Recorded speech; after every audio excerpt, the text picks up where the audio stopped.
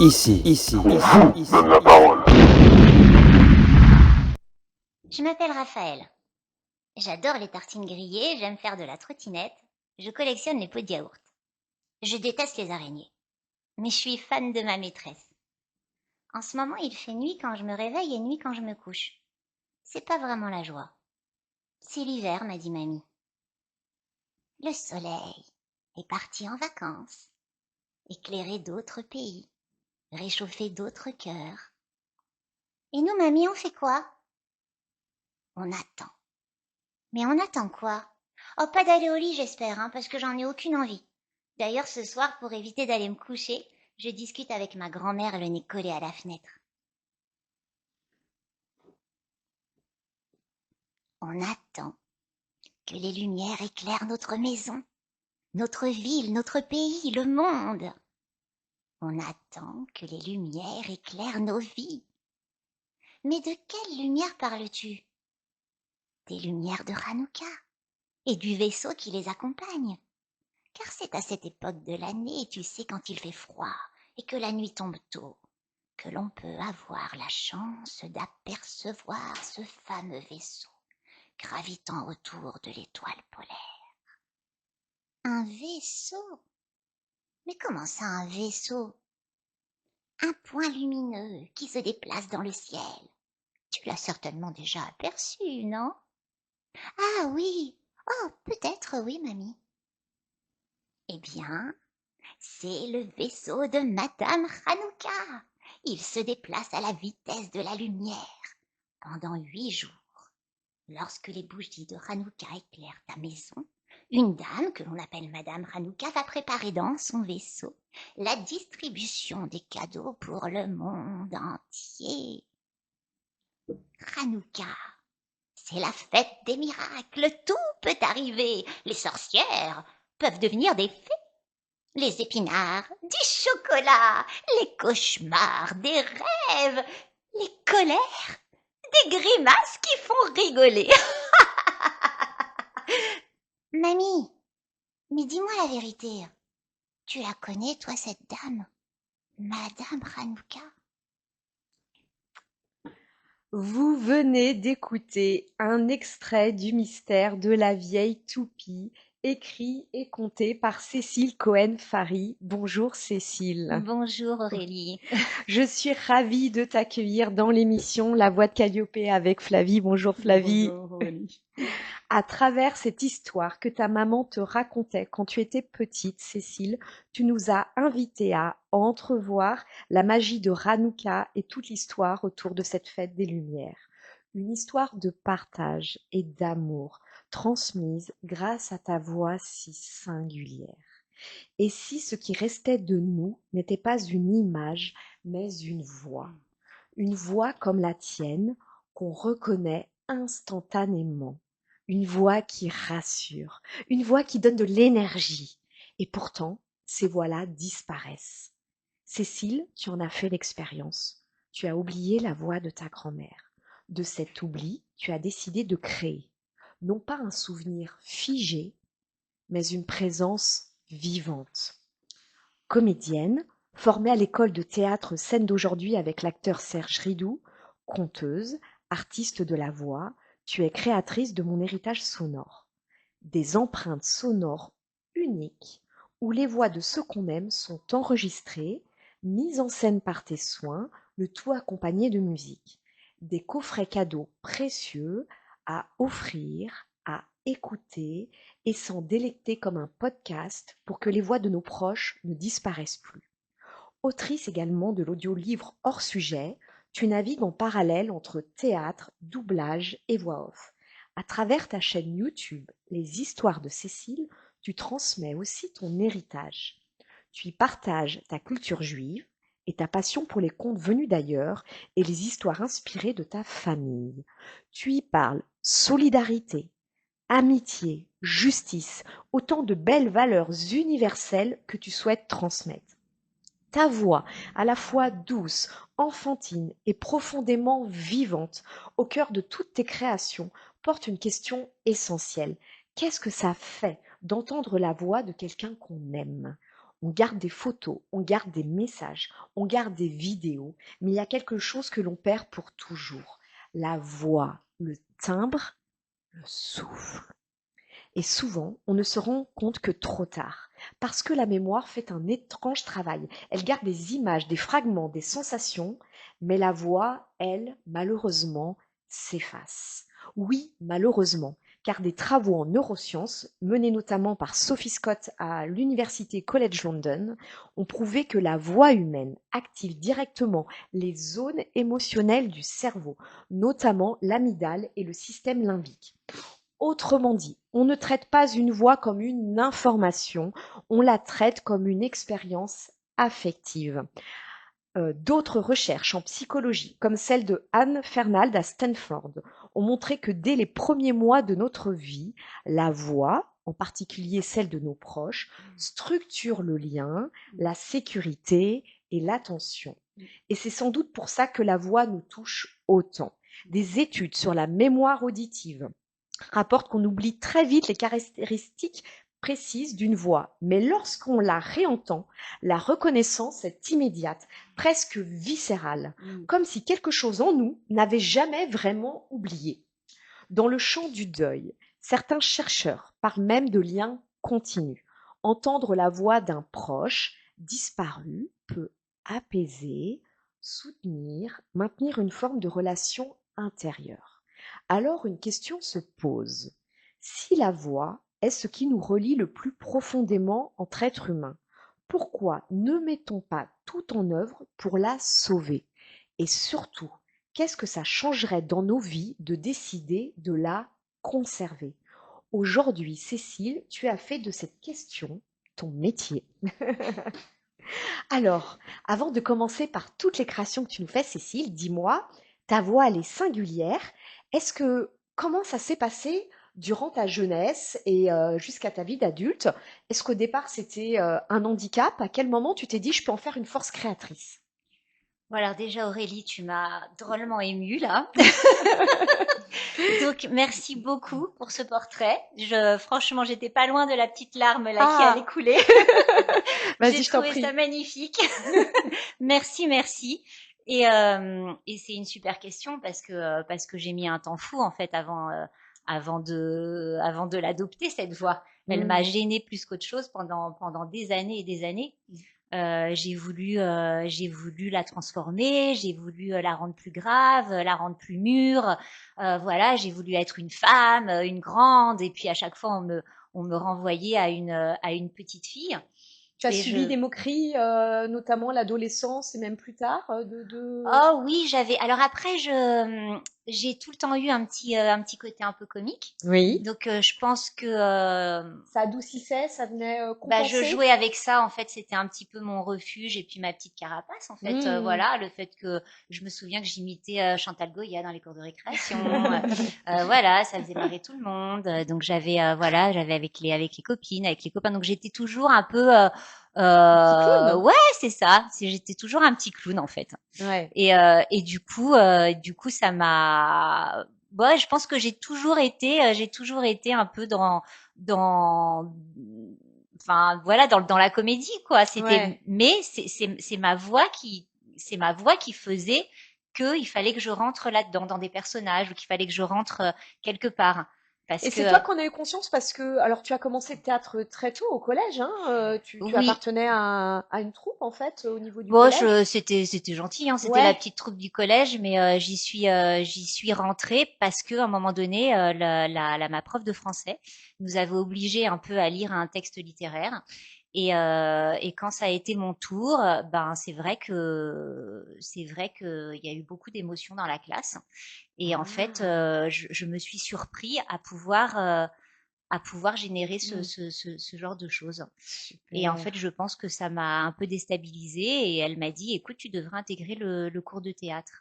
Elle a repéré, elle. Ouais. Et donc voilà, et c'est comme ça que j'ai commencé avec des petits classiques Ouais. Donc, à l'école. et en revanche, à l'école, tu te dis pas tout de suite, tiens, je peux devenir comédienne, je peux en faire quelque chose. Tu te dis pas ça à ce moment-là? Alors je me dis pas ça parce que déjà je suis pas dans une famille où on devient comédienne et on en fait quelque chose. On est Ah, un petit clown à la maison, quoi. d'accord. Tes parents, rien à voir avec l'univers artistique? Non, rien à voir. Après, je pense qu'ils auraient peut-être pas été contre, Ouais, mais moi, ça me venait même pas à l'idée. ouais. Je pensais pas que cette chose-là pouvait devenir un métier. Mhm. Voilà, pour moi, il fallait au contraire essayer de rentrer dans une vie très sérieuse, essayer de rentrer dans les normes, Mm. puis peut-être cultiver ça autrement, et Mm. puis voilà, on verra bien ce qu'on en fera. Mm. Mais c'était non, ça a été encombrant, hein. Ça a été Ouais. même pendant mes premiers boulots. Quand j'étais dans l'événementiel, Oui, enfin, alors je l'ai pas dit, mais c'est vrai que tu as été 15 ans dans l'événementiel, dans mmh. l'entreprise, au sein d'une entreprise familiale. Ça a été encombrant à ce moment-là. Est-ce que Alors, ça pouvait peut-être, je sais pas, attirer aussi ou séduire, en faire une force? Non. Ah, dans l'entreprise familiale, ouais, après, on me connaissait, mais oui. avant, en fait, j'étais chez DDB & Co. C'était enfin voilà, j'étais dans des Mm. grosses structures où à chaque fois que je voulais m'imposer et que ça plaisait pas forcément à quelqu'un, on disait ah c'est encore la petite Cécile, Ah oui. voilà, elle t'a dit ce qu'il fallait faire, ouais, enfin bon c'est bon. Enfin voilà, Ouais. je sentais qu'il y avait un petit quelque chose. Il fallait que disons que j'essayais toujours de choisir vraiment les mots justes et parfois même un petit peu plus sophistiqués ou de parler un petit peu plus lentement, voilà, en choisissant mes mots pour paraître voilà plus solide et plus convaincante et plus femme. Mm. Alors, c'est quoi le déclencheur pour te lancer dans la comédie? À quel moment tu dis, tiens, pourquoi pas en faire quelque chose, en faire une carrière? C'est mon mari. C'est vrai. Oui, tu me l'as déjà dit en préparant Super. l'émission, mais je voulais t'entendre le dire. Merci le mari. Ouais, mais oui, merci. C'est les gens qui Voilà. vous voient à un moment donné différemment. Super, c'est un beau Donc, message. Je voulais t'entendre le dire. voilà. Ouais, Je ouais. pense que enfin, je pense que je l'ai jamais demandé à d'autres ou je l'ai jamais dit à d'autres, hein. Mais voilà. Lui, en tout cas, il a cru en toi, il a dit, vas-y, fonce. À un moment donné, je lui ai dit, voilà, moi j'ai toujours eu un petit rêve dans ma tête parce que j'ai l'impression que je me révélerai vraiment jamais. Enfin, je serai pas complètement en adéquation avec un peu mon être et mon paraître si Mmh. j'arrive pas au moins à faire ça, peu importe si c'est de façon professionnelle ou pas. Mais il Oui, fallait que j'aille au bout de quelque chose. tout à fait. Voilà, c'est de devenir comédienne et entre autres de faire de la voix. Alors voilà, on va y revenir. Alors d'où te vient, pour le coup, enfin, j'en ai parlé un petit peu en introduction, tu dis que tu as oublié la voix de ta grand-mère. C'est aussi un élément déclencheur pour justement tourner ça autour de la voix. Mais quelle est, alors, pourquoi cette obsession de la voix? Et justement, pour le coup, tes parents n'étaient pas dans l'univers artistique, mais est-ce qu'ils t'ont amené à avoir cette obsession pour la transmission? Alors l'obsession pour la transmission, oui, je dirais que c'est culturel dans ma famille. C'est Ouais. vraiment, on a des repas super animés, chacun parle de ses petits souvenirs, chacun va se raconter un petit peu à sa manière. On est une famille aussi d'exilés, Alors donc voilà, vas-y, donc mes c'est-à-dire dans parents, les, ouais, dans les, mes parents viennent en fait de pays du Maghreb. d'accord. Voilà, ils sont arrivés, ma mère avec la guerre d'Algérie, mon père expatrié comme ça de Tunisie. Mmh. Et c'est vrai qu'ils sont arrivés avec une autre culture, avec rien, Ouais. avec deux valises, en étant, voilà, en devant recommencer complètement leur vie à Paris. Donc Donc tes ça, parents, ça, hein, parce que c'est même pas tes grands-parents, ce sont tes parents. ce sont mes parents. Ouais, c'est pas commun, je trouve, hein, parce qu'on entend souvent la génération d'avant. D'après, Ouais, ouais, ouais. non, Donc, ce sont mes parents, donc c'est des milliers d'anecdotes. oui. Mon père, il est arrivé de Tunisie l'hiver le plus froid c'était l'hiver le plus froid à Paris. En 62, c'était un hiver glacial. Il est connu pour, voilà, Mm. c'est connu pour avoir été Ouais. un hiver glacial à Paris. Et donc, il a des anecdotes incroyables. Ma Mm. grand-mère, elle a tout laissé, mais elle a apporté un réchaud à gaz. Elle avait peur que de mourir de froid. Elle s'est dit, quand on va arriver, on va peut-être geler. Et donc, avec le recul, c'est des anecdotes, mais où on est écroulé sur la table quand on écoute mon père raconter ça. Mm. Donc ton père comme ta mère, tous les deux, en fait, ont à cœur de transmettre toutes ces histoires et aussi les objets qui vont avec, c'est ça? Je sais pas s'ils ont à cœur de transmettre, mais en tout cas, ils ont une histoire qui nous raconte. Et je pense que c'est moi à moi, ça me paraît en fait impossible qu'à un moment donné, cette histoire, enfin, il faut que je l'ai tout le temps dans mon oreille, en fait. Je pense qu'à un moment enfin, je pense que c'est impossible qu'elle disparaisse. que les voix disparaissent, que la manière enfin la façon dont mes parents racontent ces histoires, voilà ce qu'ils ont vécu, enfin tout ça, ça me paraît impossible de le perdre. Alors je l'ai écouté énormément de fois parce que mine de rien, il se répète et surtout quand on a des enfants, après ils le racontent aux petits-enfants. Oui. Puis même, on aime se répéter en général. Ouais. Hein. C'est ça de mais encore l'histoire. Ouais. Ok, avec. Mais toi, tu t'en lasses pas. Et moi, je pense que je m'en lasse aussi un peu par moment ok. pendant les repas. Ah, je pense tu me que pendant rassures. les repas, à un moment donné, j'en ai un petit peu marre. Mais justement, je me dis, j'en ai un petit peu marre, mais il faut que je enfin voilà, à un moment donné, je me suis dit, il faut absolument que je le garde, que je le garde très précieusement. Je sais pas comment. Et puis une fois, j'ai simplement mis en fait mon téléphone portable en mode dictaphone sur la table. Et puis j'ai enregistré. C'était dans la cuisine en fait. J'ai enregistré ma maman raconter. Enfin, en cours de route, en fait, elle commençait à me raconter des petites histoires. Alors pas très gaies, des petites histoires d'Algérie au moment de la guerre et tout. C'était voilà, c'était un peu difficile. Mais c'est à ce moment-là que j'ai actionné mon téléphone. Donc j'ai enregistré quelques bribes. La qualité est très médiocre. Et quand je suis après rentrée chez moi, étonnamment, en fait, cet audio, je l'ai écouté, mais en boucle, je sais pas, des dizaines de fois. C'était voilà 1 minute 30 que j'ai écouté, et je retournais en boucle. Je savais pas je sais pas pourquoi. Et j'avais toujours une émotion qui arrivait tout le temps, tout le temps. Enfin, il y avait des mots à chaque fois qu'elle accentuait, ou parfois il y avait des soupirs, parfois elle rigolait alors que c'était grave ce qu'elle racontait, mais c'était comme un petit rire nerveux. Et moi j'écoutais ça. Je me disais, mais attends. Et à un moment donné, je me suis dit non, mais je vais rajouter de la musique, je vais mixer un petit peu le son parce que bon, j'ai fait de la voix off, je sais faire un peu cette partie technique. Et quand je sais pas, quand c'est un petit peu plus difficile, ou j'apprends, ou je fais appel même à d'autres. D'accord. Et donc j'ai commencé à mettre une petite musique sur sa voix. Et je me suis dit, mais c'est dingue, dingue. Donc j'ai mis la musique, j'entendais sa voix, la musique était en raccord avec ce qu'elle racontait. J'étais remplie d'émotions. Enfin, pourtant je l'avais écouté 1000 fois, mais j'étais remplie d'émotions et je l'ai fait écouter après à mes proches. Et je me suis dit, il y a un truc à faire. Et ça a été le déclic pour créer mon héritage sonore. Ça a été le déclic, ouais, vraiment. Je me suis dit, il y a un truc à faire, mais je savais pas comment. Ok. Alors, mon héritage sonore, en quelques mots, en quoi ça consiste justement?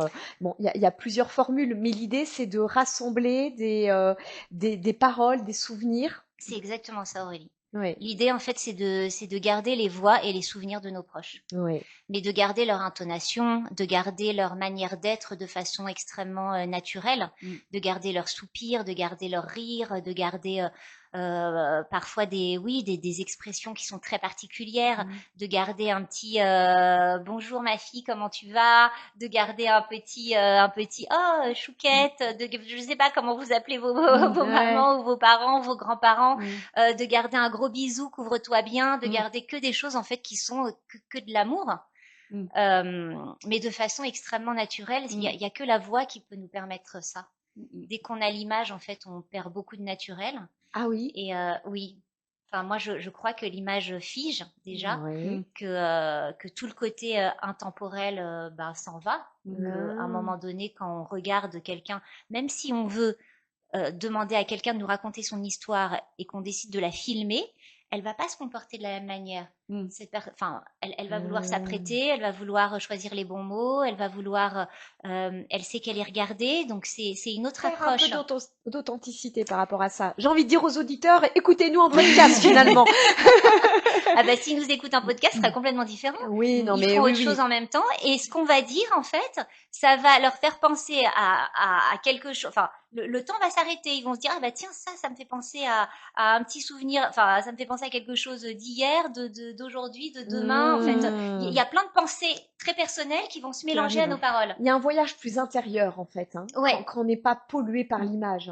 L'image peut être belle, mais j'entends ce que tu dis, je partage. Ça vagabonde en fait. On n'est pas que dans le présent. C'est ça, ce que je fais avec ma voix en tant que sophrologue entre guillemets, parce qu'en fait c'est amener la personne à aller dans son imaginaire. Tout à fait. Je pense à ça. ou Ouais. bien, ou à À l'intérieur de l'intérieur de soi. soi, Et ouais, re c'est ça. retrouver, voilà, son Mmh. intériorité, ouais, c'est ça. Et du C'est coup, beau. elle se retrouve à toutes les périodes de sa vie. C'est Ouais, ça. ouais, Donc, ouais. parce qu'entendre en fait une voix, on peut se retrouver, voilà, on peut se Mmh. retrouver enfant, Mmh. adulte, au moment où on est devenu maman, Mmh. au moment, enfin, Donc là, tu récoltes, hein, tu fais la petite récolte en fait, tu fais tu donnes tes petites prescriptions en fait pour dire voilà qu'est-ce qu'on peut en faire de bien, qu'est-ce que tu donnes quelques conseils, et puis les gens après t'envoient leur bribe de petit audio récupéré avec leur téléphone.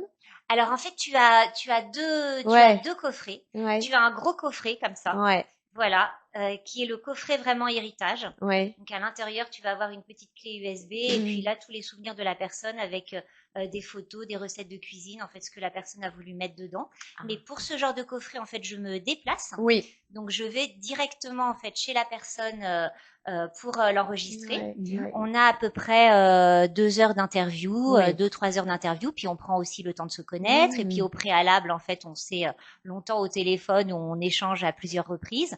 Et à la fin, l'idée, c'est de pouvoir, je retravaille en fait cet enregistrement pour en garder 1 heure. Mmh. Et 1 heure qui est vraiment retravaillée avec de la musique, de façon à ce qu'on puisse l'écouter vraiment comme une petite Oui, c'est histoire. ça. Mmh. Ouais, Et ouais. c'est ça qu'on transmet après, Oui.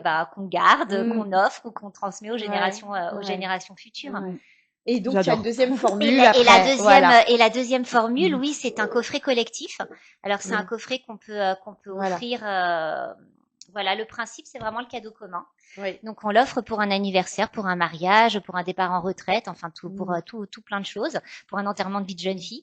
Et l'idée, ça se fait complètement à distance. En effet, il y a jusqu'à de 5 à une trentaine de voix en fait qui peuvent être collectées à l'intérieur de la petite clé USB. Mmh. Donc je guide, tout est guidé et Oui. accompagné, mais à distance. Mmh. Les gens donc m'envoient après leur petit message audio et je l'inclus. Donc ce n'est pas une succession de messages, hein, c'est vraiment des messages reliés avec de la musique Il y a une mise en scène. Enfin il y a voilà, toute une là on mise fait en scène appel sonore voilà, exactement à qui ton est savoir-faire professionnel pour voilà, pour exact. raconter une histoire C'est d'ailleurs. ça, et on raconte une histoire. La personne qui reçoit ça, en fait, a vraiment 30 minutes, une trentaine de minutes d'amour, de soleil, de souvenirs, voilà, plein d'émotions Ouais.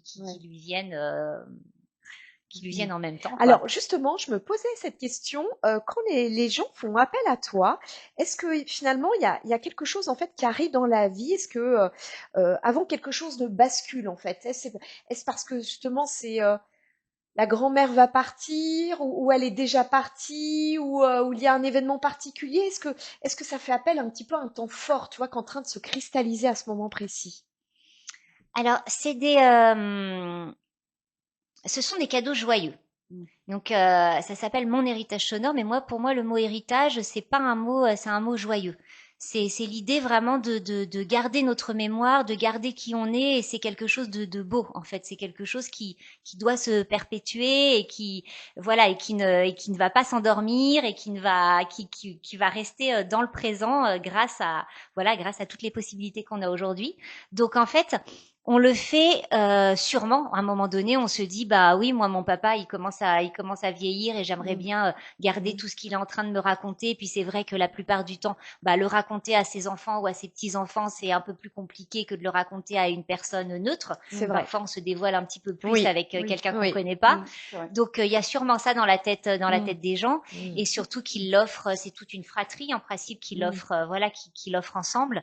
Donc oui, il y a peut-être le côté un peu urgent pour le coffret héritage, Ouais. mais pour le coffret collectif, c'est vraiment l'idée de célébrer quelque chose et d'en garder une trace en fait.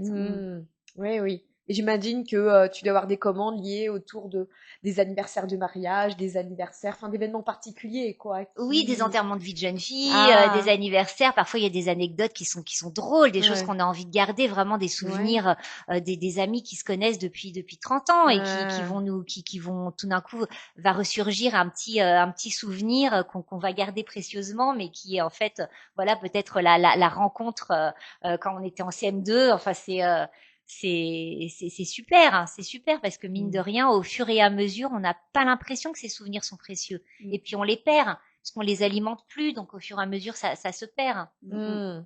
Très bien. Alors, on va Chouette. poursuivre tout à l'heure et on parle de voix comme héritage. Alors, avec Flavie, on va l'expérimenter autrement parce que dans ton métier de sophrologue et psychopédagogue, tu le disais tout à l'heure, ta voix est un repère pour guider et accompagner, Parfait. un temps pour respirer, se recentrer et se reconnecter à soi avec des conseils et exercices simples à vivre ici et à emporter avec soi. Voici la chronique Instant Sophro avec Flavie. Merci Aurélie.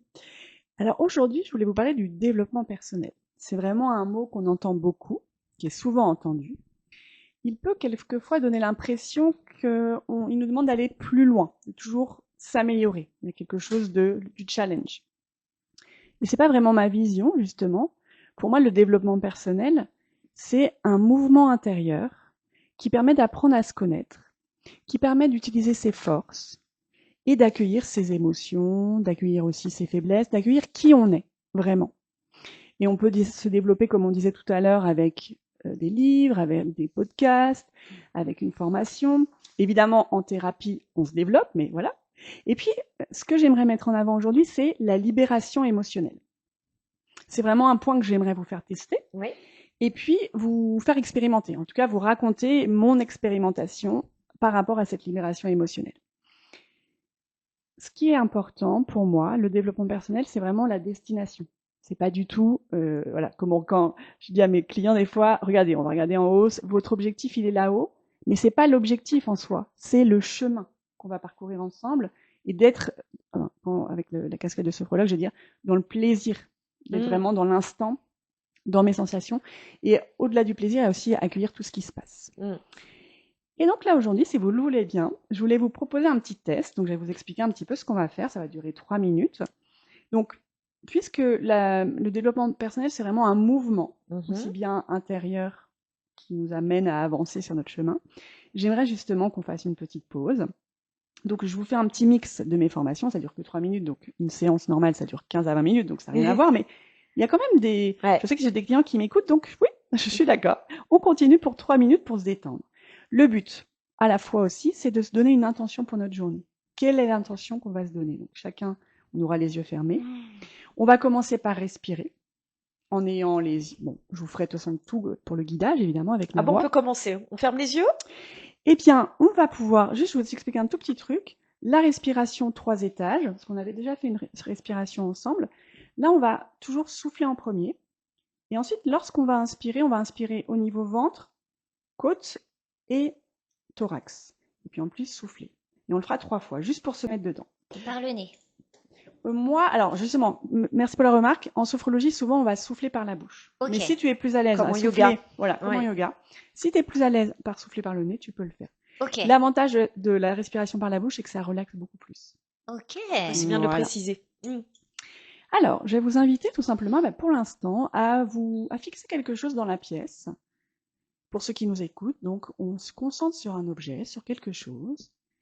Et puis, lorsque on se sent prêt, eh bien, tout simplement, on va fermer les yeux pour passer d'un regard extérieur à un regard intérieur. Vous avez les yeux fermés ou les yeux semi-ouverts. Et tout de suite, je vais vous inviter à observer, à ressentir vos pieds au sol. Ressentir vos pieds au sol. Vous êtes soutenu par le sol. Ressentir vos fessiers sur la chaise. Ressentir peut-être le bas de votre dos en contact avec votre chaise. Et dans cette position comme ça, vous commencez à déposer votre corps. Comme si votre corps se posait, se déposait grâce à votre respiration naturelle pendant toute la séance. Et puis tranquillement, nous allons faire 3 respirations, 3 étages. Nous allons commencer par souffler. Inspiration. Tout mon corps s'ouvre comme si il se gonflait et puis je vais souffler. Tout se dégonfle tranquillement à votre rythme. Super.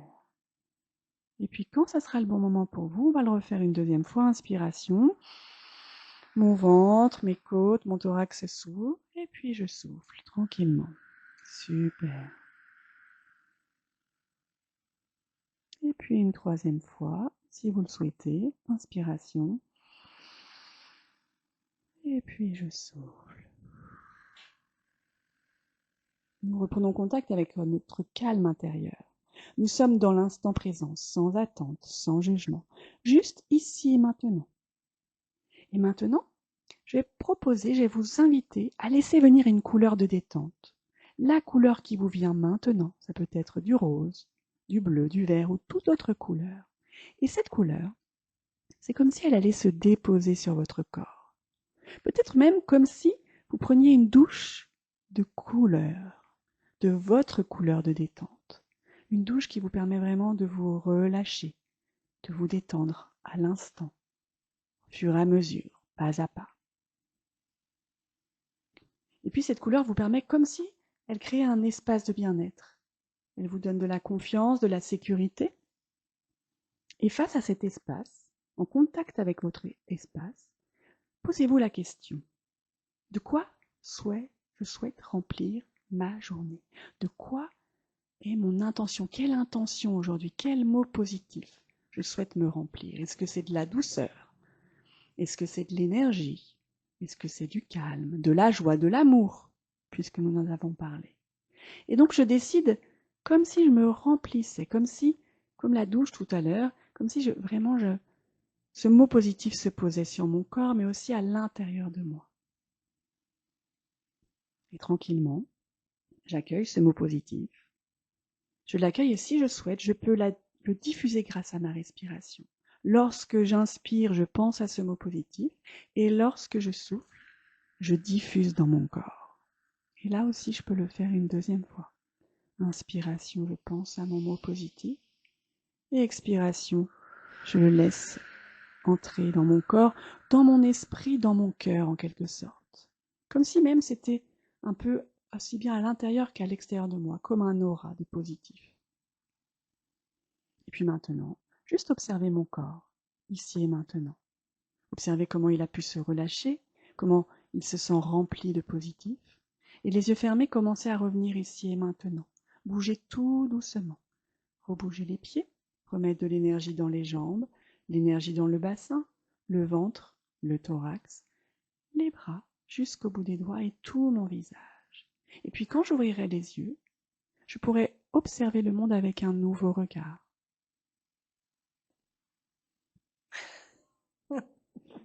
Comment vous sentez-vous après cette petite pause en direct? Je tiens à le répéter. Ah là là. On t'écoute, Cécile. Ah, écoute, moi, je me sens bien.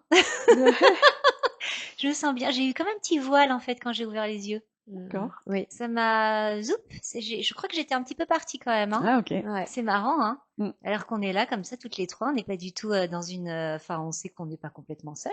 C'est ça, Tu es exactement. très réceptive, hein, c'est ça que ça veut dire. Hein. Exactement. Ouais. Et oui, je me suis sentie bien. Moi, j'étais en bleu parce que je pense que voilà, comme je suis en bleu là, alors la douche bleue, je l'ai sentie mais complètement. Génial. On dit que c'est la couleur de la communication. Exactement. Non, merci Bon. beaucoup Flavie, Je merci. t'en prie. Donc c'était un petit exercice que j'aime beaucoup faire. Et puis maintenant, par rapport à mon expérimentation, quand je vous parlais de libération émotionnelle, grâce à mes préparations de séance, des fois, je travaille sur moi indirectement, on va dire. Des problèmes de digestion pour une cliente, je me pose des questions, je vois évidemment des émotions bloquées, donc je vais lui en parler, etc. Mais je me dis, tiens, mais moi aussi, peut-être que je pourrais faire un petit soin. Donc merci Google, soin libération émotionnelle, je tombe sur un soin du ventre. Ouais. J'en avais entendu parler il y a longtemps. Soin du Soin ventre. du ventre qui s'appelle, attention, Chi Nei Sang, donc c'est un massage chinois. Oui. Et je tombe sur une thérapeute, merci aussi Google, qui est vraiment super, qui fait aussi de l'acupression et aussi de l'énergétique chinois. Okay. Donc j'y vais. Ok. Je lui ai dit juste problème de digestion depuis quelques années, 3 ans. Et puis au final, qu'est-ce qu'on découvre? On découvre que rien que par exemple de manière technique, le massage, à la fois il va être agréable à certains endroits, douloureux à certains autres, et puis je sens un relâchement du thorax. Yes. Et puis chaque fois on parlait. Parce qu'il y a à la fois le thérapeute, qu'est-ce qu'il fait? Il masse, et puis il dit tiens, là, il y a ça comme émotion. Là, il y a ça comme émotion. Est-ce que ça vous parle? Et par l'échange, on comprend. Je comprends que ça fait 3 ans, voilà. J'ai vécu un événement fort dans ma vie, donc évidemment, ça prend le corps des fois, même si on fait des soins, même si voilà, je m'occupe de moi, des fois il peut y avoir du blocage, c'est normal, c'est humain en fait. Ouais. Donc, évidemment, sensation de libération, sensation de lourdeur qui s'en va, mais à la fois aussi, ce que j'aime bien dire aux clients, c'est que je me suis sentie un petit peu fatiguée, là, vous voyez, avec la tête qui a tourné au début. pendant les 5 premières minutes, 10 premières minutes. Mais en fait, c'est logique, parce que la libération émotionnelle, eh bien, ça fatigue. Donc, c'est ce que je peux vivre, enfin, c'est ce que mes clients peuvent vivre en séance, donc je les rassure, parce qu'ils trouvent ça un petit peu bizarre, ils pensent que ça va être que de la détente, mais la libération amène ça. Bien sûr. Et Bah puis oui. la fatigue, bon, après ça passe, hein, ça passe juste Mais après. après un massage, on est tous crevés. Hein. Voilà, c'est ça. Ouais, Parce oui. que ça nous détend, et puis ça nettoie des choses au Bien final. sûr. Même les masseuses, voilà. Mm. Donc, c'était pour vous faire partager ça, ça m'a encore fait prendre conscience, parce qu'évidemment, c'est comme ça que je travaille, c'est avec la corporalité, avec tout ce qui est psychocorporel, mais l'importance de travailler avec le corps. Le corps, il y a des émotions à accueillir, et dès qu'on arrive à les accueillir, à en parler, eh bien, en fait, on se libère, et après, on peut justement avancer sur notre chemin, et avancer à notre rythme, suivant nos objectifs, nos envies, nos idées, en fait, j'ai envie de dire. Donc voilà. Donc, expérience très concluante que tu recommandes. Exactement. Mais tu ressens comme la réflexologie en fait. Tout à fait. Tu peux ressentir vraiment, enfin tu peux dire, bah voilà, quand je touche ce point-là, ce point correspond à telle émotion dans ton corps, et là je sens qu'il est tendu. Bah, comme ostéopathie, comme la Exactement. chiropraxie, hein, il y Comme a la- beaucoup de exactement. disciplines Il y a beaucoup, complémentaires, ouais. mais c'est Exactement. intéressant que tu fasses découvrir une qu'on connaît peut-être moins. Un petit peu moins. Enfin, moi, voire pas du tout. Voilà. Donc, je te remercie. recommande. Ouais. Merci. Donc c'est ok C'est pour bon, toi. c'est bon, Je c'est te bon, c'est remercie. fini. Alors en tout cas, bah franchement c'était très sympa. Je te remercie. Bah j'espère que vous aussi vous avez profité à distance de ce moment de détente, parce que moi franchement Toi aussi, voilà, ça fait ouais, quelque ouais, chose. ça m'a fait du bien. Moi c'était la couleur verte, ça m'a détendu. Super. Voilà, ça m'a mis sur un petit nuage. Donc Super. voilà, et ça rappelle justement le bien fondé, l'importance de la voix, parce que je pense que ce qui se joue aussi dans ce type d'accompagnement, je l'ai déjà dit, c'est ta voix, Flavie. Donc, un grand merci. On est vraiment dans la thématique pour nous accompagner, guider par ta douce voix. Merci. Et on retrouve tous tes accompagnements que tu fais auprès des particuliers et auprès des entreprises. On peut les retrouver sur ton site casquettesofro.fr. Tout à fait. Merci Aurélie. Je te remercie. Donc, on en revient, Cécile, en fait, à mon héritage sonore. Moi, je me posais la question, est-ce que il y a des petites pépites comme ça qui arrivent, et tu l'as un petit peu suggéré tout à l'heure. Peut-être que quand il y a quelque chose qu'on commande, en fait, un cadeau qu'on a envie d'offrir, finalement, il y a des émotions, il y a des souvenirs qui vont remonter, en fait, je dirais pas des secrets, mais des infos comme ça qui émergent. Oui, Oui. oui, il y a des infos qui émergent, oui. Ouais. Oui, oui. T'as quelques exemples en tête comme ça à nous partager? En effet, j'ai un héritage sonore qui a été offert par ses 2 filles et son fils à une mamie qui habite au Péreux. Et, et en effet, alors moi j'actionne l'enregistreur dès que j'arrive. Comme ça, au moins, voilà, l'idée c'est de l'oublier. Je mets les tout petits micros, ces tout petits micros qu'on voit pratiquement pas. Donc, on est très léger au niveau technique, mais voilà, faut l'oublier, faire comme si il est là dès le départ. Donc en fait, elle me fait un petit café, on prend le petit café, on discute de tout, de rien, on reparle de ce qu'on s'était dit au téléphone. Ouais, donc tu crées l'ambiance idéale pour être naturel. La plupart authentique. du temps, je lui ai demandé aussi de préparer quelques petites photos, des petits objets, des petites choses dont elle a envie de parler. Et c'est vrai qu'on est arrivé parfois sur des choses qui étaient assez douloureuses, oui, avec parfois des temps où on s'arrête parce que voilà, c'est encore un peu douloureux. En fait, on se rend compte que on a justement, on embarque en fait nos douleurs avec nous. Hein. C'est rare qu'on arrive à les évacuer. Hein. Même à 80 ans, on les a sûrement transmises également, sans vraiment avec des non-dits. Et voilà, j'ai pas trop envie de m'étendre dessus parce que c'est très privé, mais voilà, ça peut être des douleurs d'un papa qui est parti trop vite et trop jeune, à un moment donné, voilà, de quelqu'un qu'on nous a demandé d'aller petite peut-être d'aller chercher des médicaments en vitesse, et on n'a pas réussi à arriver à temps, donc on porte ça en fait avec soi pendant des années et des années. Et en fait, on l'a pas forcément dit. Donc ça se révèle par plein de choses, des petites peurs qu'on transmet à ses enfants et à ses petits enfants en disant mais là tu dois aller, dépêche-toi hein, parce que ça va fermer, hein, la pharmacie va fermer, on se dépêche. Et en fait, je me rends compte qu'on est rempli de, c'est vrai que on a plein de choses qui nous appartiennent pas, hein, et qu'on porte et qu'on se trimballe. Donc il y a des moments de tension comme ça qui émergent, et de par en fait ta présence, il y a quelque chose qui vient se libérer quand même. Pour l'héritage, il y a quelque chose qui vient se libérer, oui, c'est clair. Surtout presque avec soulagé de Oui, surtout que c'est quelque de chose qu'on ne déposer. prépare pas. Oui, On ne doit pas le préparer. Enfin, moi, oui, quand les gens me disent, bon, bah voilà, qu'est-ce que je peux faire? Qu'est-ce que je peux préparer? oui. Comment vous allez venir? Mais alors, qu'est-ce qui va se passer? Je leur dis, franchement, prenez 3 ou 4 photos, des photos que vous aimez à Mmh. différents moments de votre vie. Mmh. C'est la seule chose dont vous avez besoin. Après, on va discuter et Mmh. puis viendra Mmh. ce qui viendra. Mmh. Et puis ça vient dans le désordre et c'est ça qui est génial. Mmh. Et puis on parle de l'enfance et puis de l'enfance on va parler des petits enfants et puis des petits enfants on va dire ah bah tiens l'autre jour j'ai fait un gâteau. C'est marrant parce que ce gâteau ma maman le faisait aussi. Mais par contre moi j'ai mis 2 oranges parce que quand elle en mettait qu'une Mmh. c'était pas forcément assez moelleux. Et mon petit-fils m'a dit l'autre jour et tout ça se mélange et moi c'est ça que j'ai envie de garder. C'est pas je Ah, suis pas du tout biographe. Oui. Je ne cherche pas la ouais. vérité, je ne Mmh. cherche pas à avoir la chronologie des événements, je cherche même pas à savoir si c'est vrai. Mmh. Je cherche Très à, important à dire. Mmh. c'est tel qu'on le Qu'on le ressent raconte. Ouais. au moment, Avec sa enfin, vision, son souvenir, sa mémoire, et ce qui émerge. exactement. Et peu Mmh. importe comment ça émerge et peu importe dans quel ordre ça émerge. Oui, Mmh. Après, Tout à fait. bien sûr que moi, Mmh. je retravaille très, très, très longuement ces audios. Donc, c'est un travail ensuite oui. Mmh. qui est vraiment, c'est de la dentelle. Hein. Oui. Je Oui. l'écoute des dizaines de fois Mmh. pour pouvoir, voilà, enlever ce petit souffle, remettre là. Enfin, Ah voilà, ouais, travail d'orfèvre, hein. j'ai Ouais. vraiment, puis mettre la petite musique qui va bien, la petite note de piano qui va faire.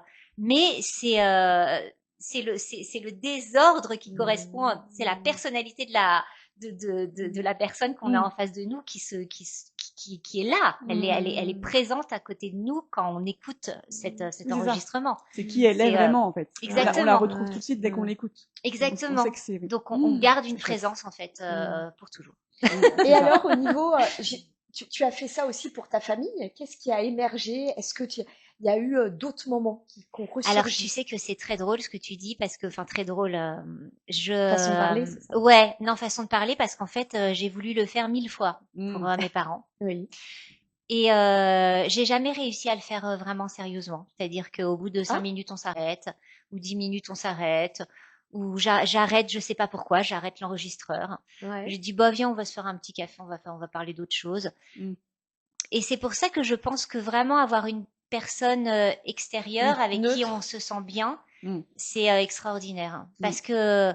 Oui. Parce que alors j'ai enregistré mon père mais j'ai enregistré des petites anecdotes dès qu'il voulait me parler parfois de Mmh. certaines choses et ben je suis pas allée jusqu'au bout euh, et j'ai toujours pas retravaillé ces audios Mmh. Hmm. donc Il y a une intensité émotionnelle, il y a quelque chose comme ça qui vient peut-être filtrer. Voilà. je D'où sais d'où pas ce qu'il y l'importance a. peut-être d'un regard neutre. Et alors, ça me fait rebondir justement, ce qu'on on l'a juste évoqué, sur les histoires de Cécile, la chaîne YouTube que tu as lancée avec tes histoires.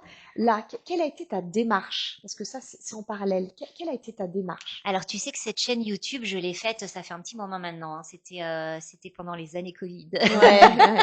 On s'est tous bien Les années occupés. folles. C'est ça. Ouais, mais les années créatrices en même temps. Les C'est années clair. yéyé. Mmh. Alors, ouais, les années créatrices en même temps, tu as complètement raison, puisque c'est là où j'ai eu l'idée d'écrire cette fameuse petite histoire que me racontait ma maman, Mmh. qui est le mystère de la vieille toupie. Oui, qui est là. Ouais. Voilà. Donc, entièrement, c'est ta maman, de A à Z, c'est l'histoire que t'a racontée ta maman. Alors, c'est une partie, c'est l'histoire que m'a racontée ma maman, enjolivée par mes ressentis de petite fille. Mais alors, Mmh. quelle histoire? Tu peux nous la résumer en... Alors, en gros, moi j'étais dans une école ou dans une classe même, enfin où j'étais la seule petite fille juive de ma classe, et où systématiquement, avec toutes mes copines, j'entendais à l'époque, voilà, quand il commence à l'époque des fêtes, Mmh. j'entendais parler de Noël, mais même parfois depuis la rentrée, depuis septembre, on me parlait de Noël. Et c'était C'est vraiment, et on commençait à faire les guirlandes de Noël, et alors moi cette année pour Noël, et puis Mmh. voilà, et puis alors ce Noël, j'avais même à l'époque, en fait, je sais pas si ça se fait encore maintenant, mais à l'époque, on demandait même, on faisait des rédactions spéciales Noël, Ah oui. Mmh. on demandait ce que vous aviez reçu, enfin, il y avait beaucoup de choses autour de Noël, et moi, je savais pas quoi faire avec ça. Mmh. Parce qu'en fait, moi, dans ma famille, on ne fêtait pas Noël. Mmh. On fêtait autre chose, une autre fête qui était magique aussi, parce que déjà, elle durait 8 jours. Mmh. On allumait des bougies, on recevait des cadeaux, on mangeait des beignets, on faisait la fête. Mais c'était pas Noël, en fait. Ouais. Mmh. Et donc forcément, c'est mieux chez les autres. Mmh. Et je pense que l'élément déclencheur, ben, c'est un jour, j'ai dit à ma mère, j'ai dit, écoute maman, là je vais vraiment, je crois que j'ai très envie de fêter Noël. Alors je pense que ce serait bien qu'on fête Noël. Et là, ma mère je pense qu'elle était venue me chercher à l'école parce que j'avais une babysitter, mais là elle était venue me chercher à l'école et qui faisait sûrement déjà nuit, parce que j'ai le souvenir d'elle qui me montre en fait, qui pose son doigt comme ça vers le ciel et qui me montre une petite lumière qui clignote. Voilà, donc ça pouvait être mille choses, mais bon, il se trouve que là, il y a une petite lumière qui clignotait. Et elle me dit, mais Cécile, hein, regarde, on va pas fêter Noël. Voilà le vaisseau de Madame Hanouka. Il commence, regarde, il commence à circuler dans le ciel. Il commence à se balader. Je t'ai déjà raconté cette histoire. Et en fait, je pense qu'elle a inventé à ce moment-là, chaque année, elle a mis une petite pierre, elle a rajouté, tu sais, une petite anecdote à son histoire. Et c'est devenu une histoire incroyable d'une dame qui lui ressemble énormément. C'est-à-dire une dame qui est très active, qui a absolument pas le temps de faire des vrais paquets cadeaux, qui fait ça dans des boîtes à chaussures, avec des papiers recyclés, qui est entourée de plantes. Ma mère adore les plantes. Qui est entourée de plantes qui l'aident à fabriquer les cadeaux. Elle habite, quand elle habite pas dans le vaisseau, elle habite dans un grand baobab. Une histoire dingue. Voilà, et cette histoire dingue, moi j'y ai cru pendant extrêmement longtemps. J'ai même honte, mais je pense que j'y ai cru jusqu'à ma 6e. Oh, c'est jusqu'à mes beau, 12. c'est beau. mignon, Ouais. C'est-à-dire que je disais, mais non, mais Noël, tout le monde sait que ça n'existe pas. Il y a 15 Père Noël dans la rue. Mais moi, je vous dis, je connais la vérité. Et donc forcément, c'est une histoire que je transmettais à mes enfants, qui se transmet moi dans ma famille. Ma sœur fait pareil. Et à un moment donné, je me suis dit, il faut qu'on l'écrive. Ah, bien sûr. Voilà. Ouais. Et donc on l'a écrit et puis on a rajouté des petites choses enfin voilà, nous dans notre tête d'enfant, et ben le vaisseau il était comme ça, le baobab il était comme ça, enfin et on décrit, moi je décris Et même tout illustré ça par dans ta le cousine. oui, par C'est ça. Judith qui Ouais. vivait aussi les fêtes de Non, famille c'est très beau. C'est telles beau, que ouais. moi. Donc ça a été la porte d'entrée, cette histoire-là, en plus que tu as conté, pour après aller sur la chaîne Les histoires de Cécile, élargir. À partir de cette histoire, se dire, je peux en raconter d'autres. Il y a plein de choses à transmettre de ma culture juive, et peut-être de contes d'ailleurs. C'est ça? Alors en fait, de cette petite histoire, j'ai fait quelques lectures dans les écoles. Ouais. Donc où je racontais, je leur disais, bah écoutez, il y a plusieurs distributeurs de cadeaux au mois de décembre. Il y a le Père Noël, mais il y a aussi, vous connaissez peut-être pas Madame Hanouka. C'est Ouais. aussi voilà un distributeur de cadeaux qui est rigolo, c'est une Sympa. femme en plus. C'est aussi une transmission de féminine. Hein, Oui. C'est vraiment. Ouais, c'est bien. C'est, On aime bien. On aime bien. On aime bien. Et donc il y avait des mamans qui me disaient des familles quoi. Parfois j'avais même on m'envoyait des petits mails en me disant mais alors moi ça m'a permis de connaître un petit peu plus voilà à la fois la culture puis autre chose. Ouais. C'est comme un conte du monde. Est-ce que vous en auriez d'autres? Ouais. Et moi j'ai dit non, j'en ai pas d'autres. C'était juste cette histoire que j'avais envie de transmettre. Et puis au fur et à mesure, je me suis rendu compte que je trouvais pas forcément de livres pour raconter les fêtes juives à mes enfants telles qu'on les vivait nous à la maison. Et donc la façon dont je les raconte à mes enfants, je les ai enregistrés de cette manière-là en fait, de façon très simple. Je les écrivais comme ça très rapidement, j'improvisais aussi beaucoup. Et de Alors cette très simple, oui, façon-là, mais alors après tu poses ta voix, et alors là, ça donne la magie quand même à l'histoire. oui, du coup tout le monde, et c'est vrai que Ça fait y a vraiment toute la beaucoup de gens, différence. Bah évidemment. Enfin, il y a l'écriture, mais il y a aussi ta voix. bah écoute, enfin voilà, c'est des histoires en tout cas qui expliquent un petit peu quand on a envie de connaître un petit peu plus les fêtes juives, Ouais. qui expliquent de façon beaucoup plus abordable comme voilà comment on peut les vivre, et puis tous les messages qu'il peut y avoir, qui sont en fait des messages complètement universels, de fraternité, d'amour, de faire attention à l'autre, de faire attention aux plantes pour la fête de Toubishvat. Enfin, il y a plein de voilà, il y a plein de fêtes qui pourraient être même des fêtes, voilà, chacun s'y retrouve avec sa propre culture. Mais ce qui est sympa, c'est que tu remets sur le devant de la scène, tu n'es pas la seule, mais avec ta voix, ça apporte quelque chose, tu remets sur le devant de la scène la transmission par l'oral, en fait, hein, qui date des millénaires et des millénaires et des millénaires, mais tu remets en fait en avant ça, quelque chose qu'on a un petit peu perdu, en fait, ces dernières décennies. Et toi, ça apporte quelque chose, justement, cette transmission par l'oral. Oui, moi, enfin, Ce que tu disais tout à l'heure sur ce voyage intérieur. Oui, enfin, au départ, comme voilà, au Ouais. départ, il y a eu Au le départ, verbe. voilà, on dit bon, après le Big Bang, mais au départ. À un Non, moment donné, après les mais je me dinosaures. dis que pour moi, elle peut pas être autrement que orale, en fait, la transmission. C'est pas, il y a plein de choses qu'on peut pas dire à l'écrit, enfin, qu'on peut pas transmettre à l'écrit. Il y a plein de choses qu'on peut pas. L'émotion, Ouais, enfin, pour moi, l'oralité, enfin, le en effet, silence. la parole, puis l'accent, les expressions, c'est ça notre histoire en fait. C'est parfois juste un bonjour qui est dit d'une certaine manière parce que notre grand-mère elle habitait dans le sud de la France. Oui. Enfin c'est Oui, non pour moi moi, c'est sûr. le halo des Québécois, tu vois. Moi, Ah, ça, magnifique. dès que j'entends dans le métro quelqu'un qui fait halo, j'ai l'impression de me retrouver à Montréal, tu vois. Oui. C'est vraiment le. Et tu vois, ce petit halo, et ben tout d'un coup, tu vois, t'es petite, t'as 5 ans et t'entends peut-être C'est ta ça. tante ou ta maman ou ta grand-mère ou je sais pas qui. C'est ça. Et brrr, ça va très vite dans notre tête en fait ça. quand on a. Tout cet Oui. univers sonore, voilà, qui vient nous replonger dans nos souvenirs. Mm. Ça, c'est précieux et t'as à cœur de le transmettre. Hein. C'est peut-être pour ça d'ailleurs qu'on nous a pas permis de fermer nos oreilles. Ah, c'est une bonne question. Je me On suis peut jamais fermer nos posée. yeux. Oui, c'est vrai. En tout cas, on va éviter de mettre les boules pièces. Hein. Non, c'est vrai. Non, c'est voilà, écouter et ouais, écouter, transmettre à l'oral, ça me semble. Qu'est-ce que tu as comme projet dans les cartons qui irait dans cette transmission voilà. Est-ce que tu as d'autres projets ou alors quel est ton rêve? Quel est ton rêve de jeune fille? Voilà, quel est ton vœu le plus cher dans cette continuité? Quel est mon vœu le plus cher? Écoute, j'aimerais que